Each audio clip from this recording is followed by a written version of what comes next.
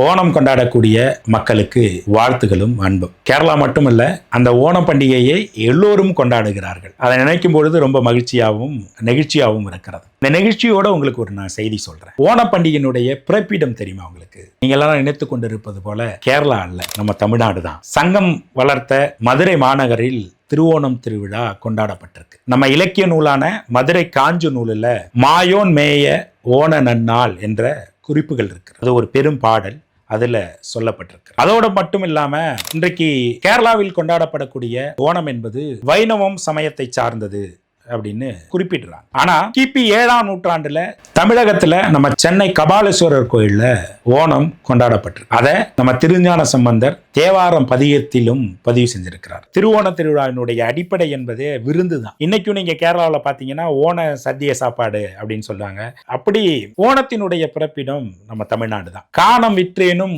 ஓணம் கொண்டாடு அப்படின்னு ஒரு பழமொழியும் உண்டு. இந்த உலகம் முழுவதும் கொண்டாடக்கூடிய இந்த ஓணம் திருவிழா முதல்ல கொண்டாடப்பட்டது நம்ம சங்கம் வளர்த்த மதுரையில தான்.